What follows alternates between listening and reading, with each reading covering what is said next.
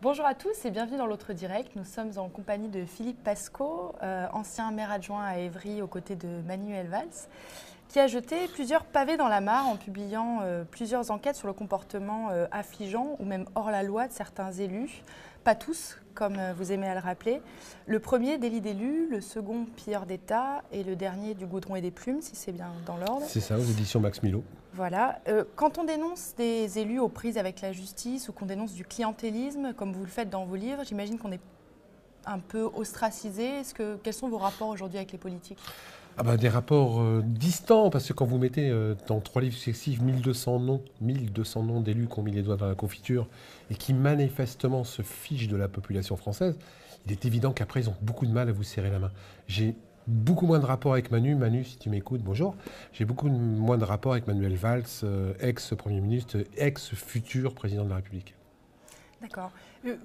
Quelles ont pu être les suites par rapport à ce que vous avez révélé dans vos livres ? On a révélé au grand public un certain nombre de privilèges et de passe-droits que s'octroyaient les élus de façon légale. C'est-à-dire comment ça se fait qu'un élu a droit à 5 retraites, comment ça se fait qu'un élu, aujourd'hui, et ça, on a presque gagné le combat, puisque le 1er février à 21h, il votait une loi qui va, j'espère, passer, qui va obliger les élus à présenter un casier judiciaire vierge pour être député, sénateur et président de la République. Aujourd'hui, il y avait 396 métiers en France.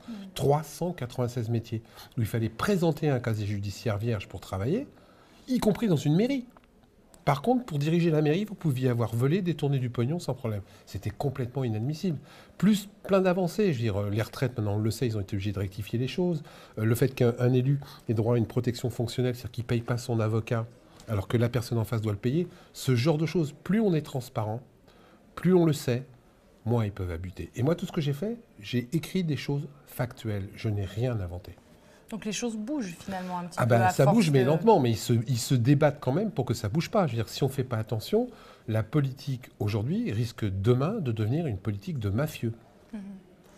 Qu'est-ce que vous dites aux Français qui s'arrachent les cheveux pour voter pour le moins pire des candidats en 2017 ? Déjà, voter pour le moins pire, c'est pour moi complètement fou. Aujourd'hui, on ne vote plus par conviction, on ne vote plus pour le meilleur, on vote pour le moins pire ou on vote contre. Il faut arrêter. Je dis simplement aux Français, arrêtez de voter pour des produits périmés. Aujourd'hui, il y a des élus qui sont périmés, qui sont frelatés. Quand j'ai un produit frelaté ou périmé dans mon frigidaire, qu'est-ce que je fais ? Je le prends, je le mets à la poubelle. Aujourd'hui, il y a des élus qui se présentent, quels qu'ils soient, qui ont 40 ans de métier derrière eux. 40 ans, et je précise bien de métier. C'est des gens qui sont complètement hors sol, qui ne représentent plus la population française. Ne votez pas pour ces gens-là. C'est un changement de société, en fait, qu'il faut plutôt aussi, de C'est comportement. Pas un changement de comportement, un changement de mentalité. Et surtout, élire des élus qui nous représentent vraiment. Aujourd'hui, la plupart des élus ne savent même pas ce que c'est qu'être ouvrier. La plupart des élus que je connais, la plupart des parlementaires n'ont jamais travaillé. Jamais. Comment vous voulez que ces gens-là connaissent notre vie ? Il faut arrêter de voter pour ces gens-là. On est encore en démocratie, on peut le faire. Donc pour vous, il faut revoir tout le système pour que le mot démocratie retrouve un sens en France ? Ce serait un bonheur si quelque part on changeait. Puis aujourd'hui, le vote ne veut plus rien dire. Mais ne pas aller voter, ça arrange les élus. Pourquoi le vote ne veut plus rien dire ? Parce qu'aujourd'hui, il y a des gens qui sont élus avec 1% des voix. Aujourd'hui, il y a des gens qui sont élus avec 10% des inscrits. Par exemple, la dame qui a remplacé M. Ayrault. Vous voyez qui c'est, M. Ayrault, ancien Premier ministre, Elle a été élue avec 1,2 électeurs sur 10. Ces gens, aujourd'hui, sont légalement élus, mais ne sont plus représentatifs de la population. Il va falloir qu'on change le système. Alors, je ne sais pas si ce sera le système d'Étienne Chouard, etc., mais il va falloir qu'on change le système. Et on peut le faire, on est encore en démocratie.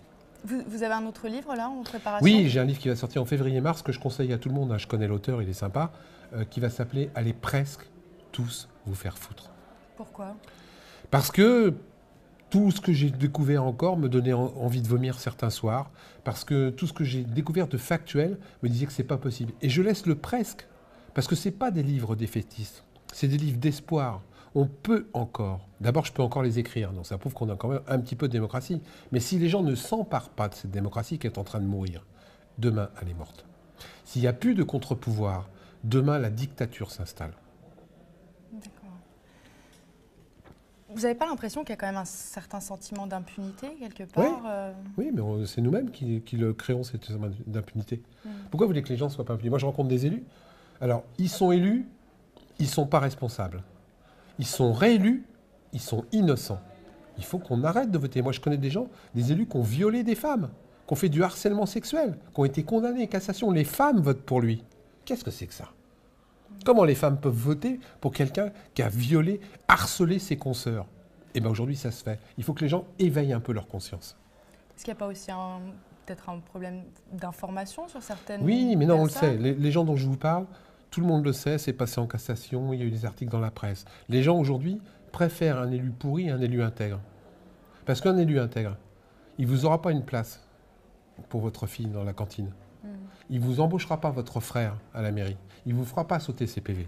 Donc arrêtez de voter pour des élus pourris. Arrêtez ce que vous faites votre propre tort. Les gens font leur propre tort et ça se retourne contre eux. Les gens votent pour Balkany.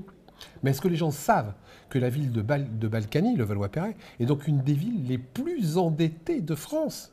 Quand il va se barrer, ils vont payer la facture, les gens. Hein. Ils vont la payer grave. Merci beaucoup, Philippe Je vous en Pasco. prie, c'était un plaisir. Merci à tous de nous avoir suivis. On se retrouve très bientôt pour un autre direct.